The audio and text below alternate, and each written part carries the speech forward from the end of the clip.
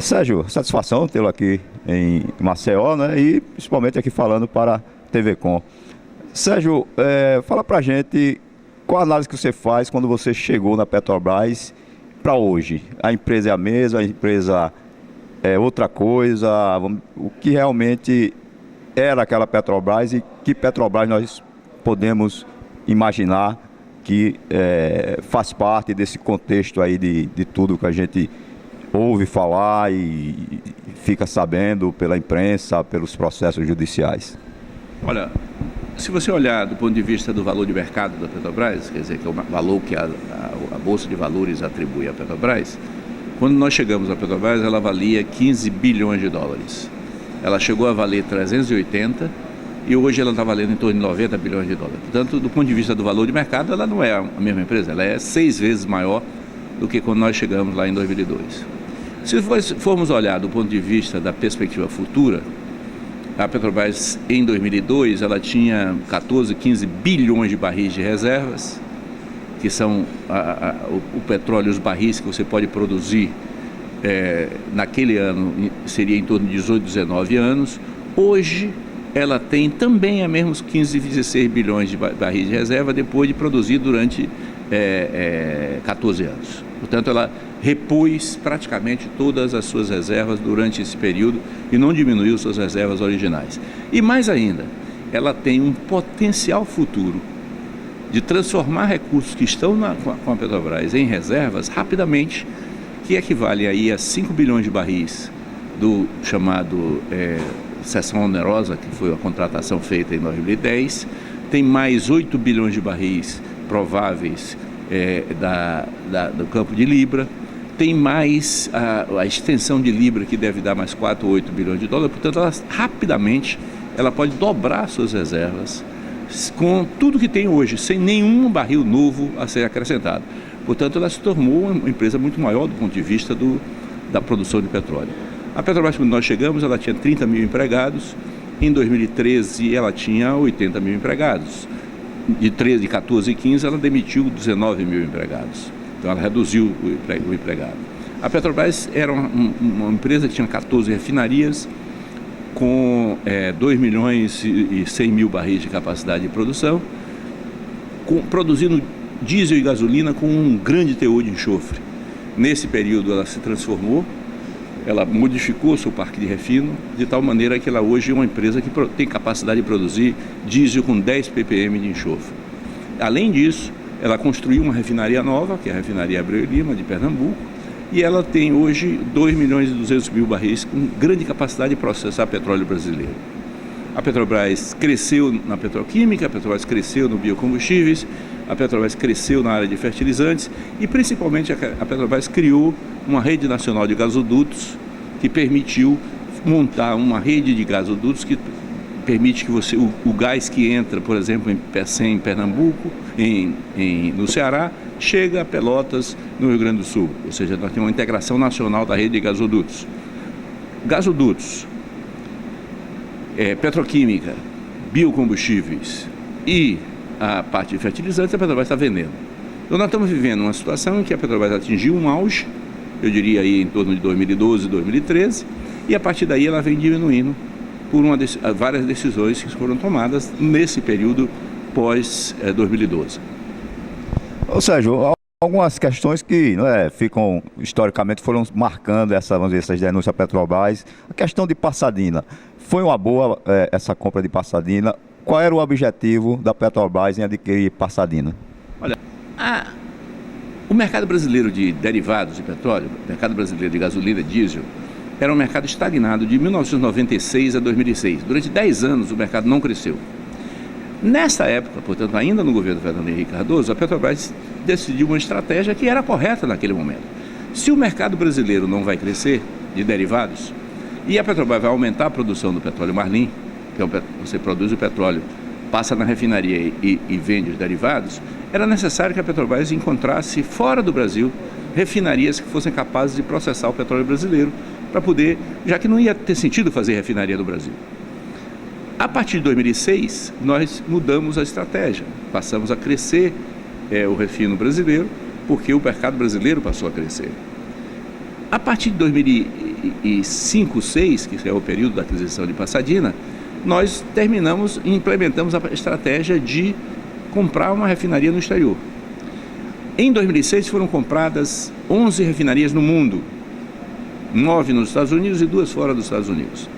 Essas 9 refinarias foram compradas entre 3.600 dólares por barril de capacidade de destilação e 19.200 dólares de barril de capacidade de destilação. A Pasadena foi comprada por 7.200 dólares por barril de destilação. A Pasadena foi comprada abaixo da mediana dos preços das transações de refinarias de 2006. Portanto, nesse ponto de vista, em relação ao mercado, Pasadena foi um negócio bom, porque foi comprado a preços abaixo da mediana dos preços de refinarias daquele período. A acusação que é feita de prejuízo de Pasadena é uma acusação politicamente motivada.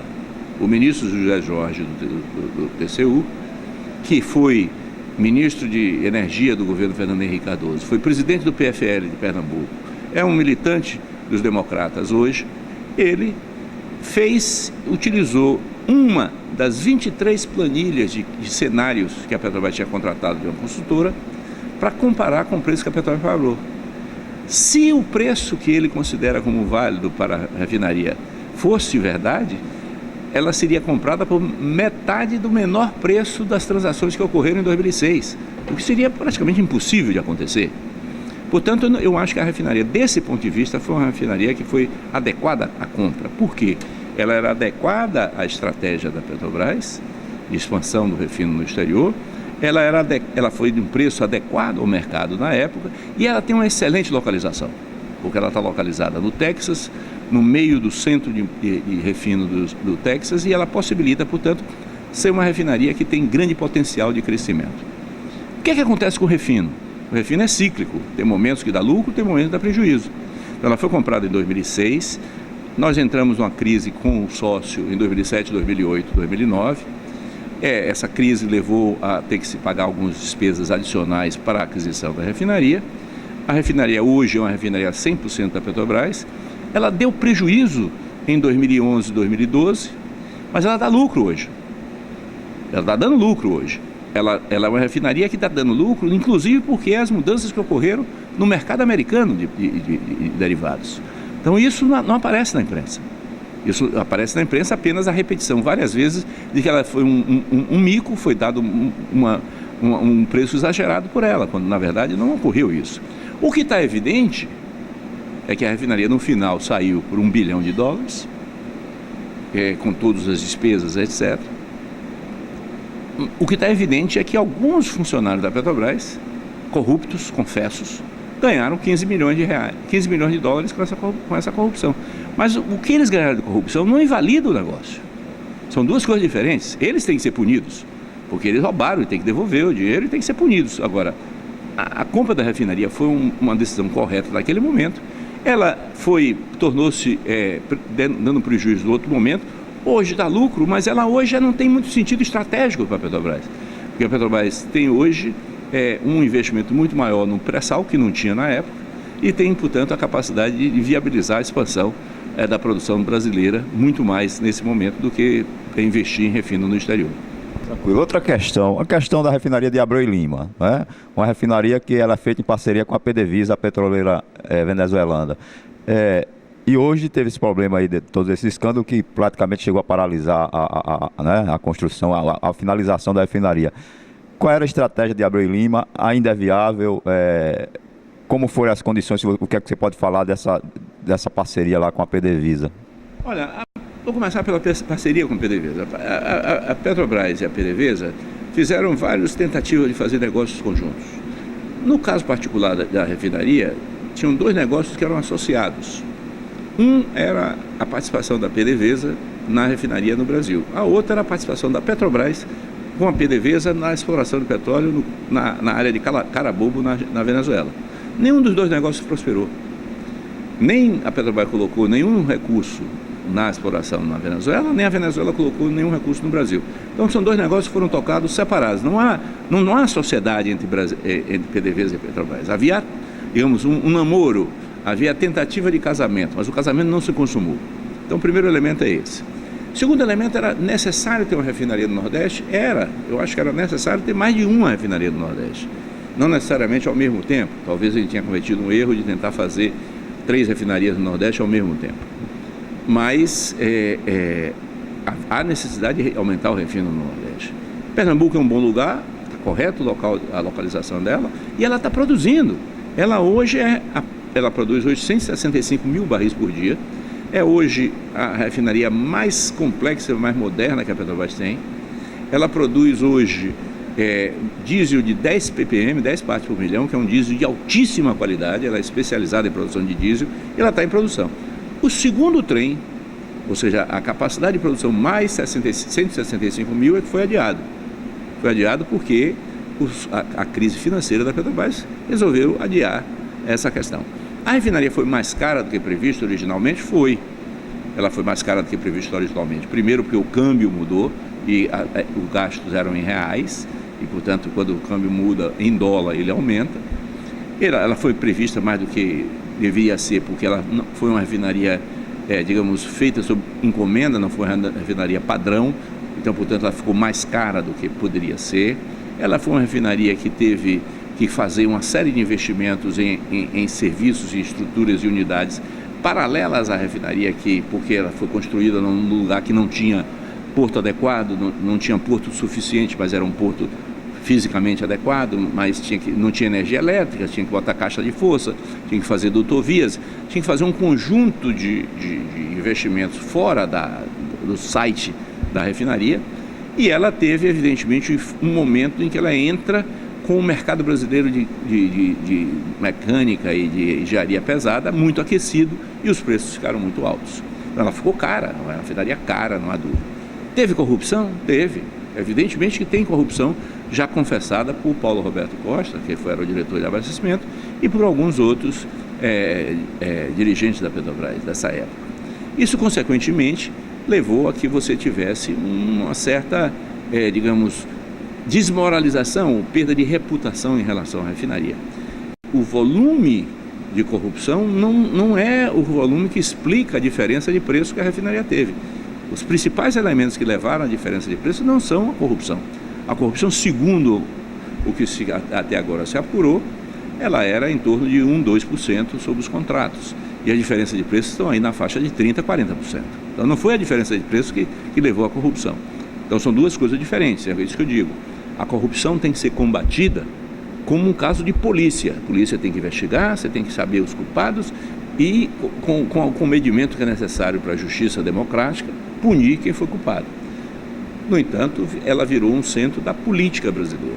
E aí a imprensa maximiza essas questões e isso parece, portanto, que a questão é essencialmente uma questão de corrupção, que a Petrobras é um mar de lama. Não é verdade. Nós não podemos fazer com que o rabo abane o cachorro. O rabo é muito menor do que o cachorro. Então, o cachorro da Petrobras é o grande volume de investimento que foi feito, foi o desenvolvimento que ela promoveu, foi o crescimento da capacidade da empresa e o dinamismo da empresa. Em volume de recursos, a corrupção terminou gerando essa impressão de que a Petrobras realmente estava numa situação muito caótica, que inviável e tal, mas...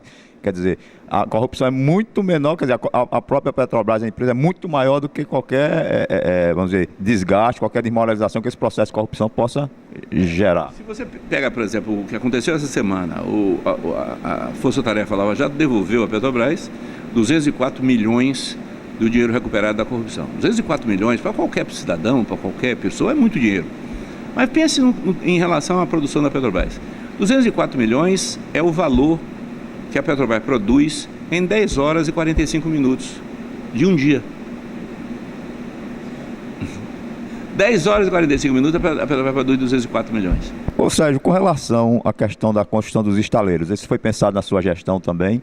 É uma estratégia mirabolante ou realmente havia fundamentos para essa quantidade de estaleiros que estava sendo projetado ser construído no Brasil, inclusive próximo a Alagoas, inclusive havia previsão de ser contemplado com um desses estaleiros? Era real essa possibilidade? Em que pé está hoje? É necessário ainda essa construção desse estaleiro ou isso foi coisa que vai ficar no papel, uma coisa que só para o passado, para os historiadores analisarem no futuro? Olha, eu acredito fortemente de que nós tínhamos uma estratégia industrial no Brasil naquela época. Ou seja, qual é a situação? Nós temos um setor que tem uma grande empresa consolidada e forte, que era a Petrobras, que tem uma perspectiva de investimento muito grande. A Petrobras chegou a prever investimentos de 236 bilhões de dólares para 5 anos. E, portanto, ela seria uma grande demandadora de serviços. Por outro lado, o governo brasileiro fez uma série de mudanças na legislação brasileira e ampliou a exigência de conteúdo nacional. A exigência de conteúdo nacional significava que esses investimentos, a grande parte, o slogan era igual ao do tempo de Juscelino: tudo que pode ser produzido no Brasil será produzido no Brasil. Ou seja, a ideia era fazer com que crescesse uma indústria de fornecedores para a indústria de petróleo no Brasil. No caso da Petrobras, que era a produção no mar, em águas profundas, isso pressupunha uma indústria naval forte, com basicamente embarcações que fossem capazes de movimentar e fazer a logística do petróleo, e com plataformas e sondas que fossem necessárias, são equipamentos-chave, críticos, para a produção de petróleo e para encontrar o petróleo. Isso significava, portanto, que você tinha um projeto ancorado numa empresa, com uma perspectiva de demanda de equipamentos muito grande. Se falava uma frota aí de 400, 500 embarcações, incluindo todo tipo de embarcação, e que isso, portanto, teria que ser feito a maior parte no Brasil. Olhando a capacidade dos estaleiros brasileiros, viu-se que era necessário crescer a capacidade de estaleiros instalados, complexos. Então se pensou em montar 5 estaleiros no Brasil para fazer sondas, que são equipamentos muito complexos, muito caros e muito pouco produzidos no mundo. E, portanto, eu acho que existia essa possibilidade, existia o mercado, existia a empresa, existiam as empresas estratégicas para fazer isso, que era a Construção Brasileira, e existia a capacidade de financiamento da Petrobras para fazer isso. Essa estrutura toda se desmonta com a crise da Lava Jato, que afeta fortemente essas empresas. As empresas são quase todas elas envolvidas na Lava Jato. A crise da Lava Jato, não, como eu disse, não ataca somente o rabo do cachorro, mas mata o cachorro. Então, com isso, você inviabilizou essas empresas. A Sete Brasil é uma vítima disso. A Sete Brasil teve um ato de corrupção de alguns diretores dela, mas muito pequenos em relação ao tamanho dos contratos, mas não teve financiamento porque ficou uma empresa impregnada com os diretores corruptos.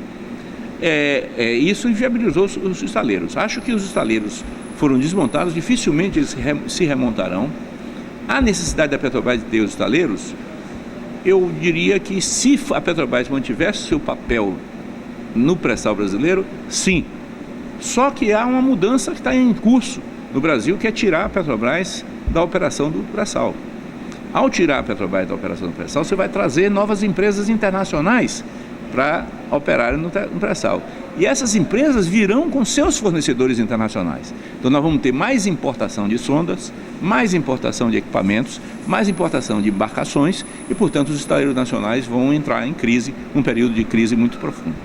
Sérgio, para a gente encerrar, você tem uma coisa a seu favor, né? A sua imagem de homem público está imune, né? Você sai desse processo aí, embora houve algumas insinuações, mas você é um homem público, né? Que assumiu um papel estratégico de presidente da maior empresa do país, e hoje você realmente sai, né?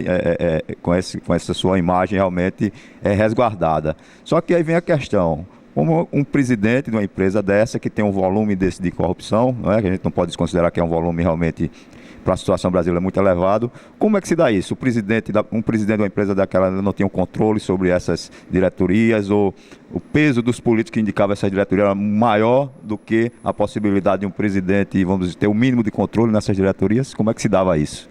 Não, é preciso ver o seguinte, olha, os réus confessos, os corruptos confessos, né, o Paulo Roberto Costa, o Barusco, o Nestor Cerveró, principalmente esses 3, eles dizem em todas as revelações que eles seguiram estritamente os procedimentos internos da Petrobras. Ou seja, do ponto de vista dos controles internos da Petrobras, você não seria capaz de capturar pelos controles internos da Petrobras o que eles estavam fazendo. Porque o que eles faziam era fora da Petrobras, era na relação dos fornecedores com firmas que não tinham nem relação com a Petrobras. A maioria das firmas envolvidas no Lava Jato não tem relação direta com a Petrobras, tem uma relação indireta através dos fornecedores. Então, a estrutura interna da Petrobras não seria capaz de capturar isso. E a Petrobras é uma vítima desse processo, não foi beneficiária desse processo. Então, se você olha a diretoria da Petrobras tinha, incluindo Zelada e Ildo, tinha 8 pessoas, dos quais tem dois diretores que confessaram. 1 e 2 estão acusados sem confessar, mas tem 4 que não estão envolvidos em nada. Então, 4 não estão envolvidos em nada, porque a gente não conseguia ver isso naquela época. E de fato, por mais que a gente imagine que o dinheiro que está se falando na corrupção, isso é gigantesco, e é mesmo. Quando se fala em 6 bilhões de reais, que é o prejuízo máximo que a Petrobras considera que pode ter vindo desses atos de corrupção durante 10, 12 anos, a Petrobras fatura por ano 380 bilhões de reais. Então, quando nós estamos falando 380 bilhões, em 10 anos ela deve ter faturado alguns trilhões de reais. E nós estamos falando em 6 bilhões, que é muito dinheiro para qualquer cidadão, mas é relativamente pequeno em relação à Petrobras para você, pelos sistemas internos, capturar. Então, o presidente não sabia. Alguns diretores não sabiam do que estava acontecendo. Entrevistamos Sérgio Gabriello, ex-presidente da Petrobras, ao qual agradecemos esse bate-papo com a gente aqui para a TV Com.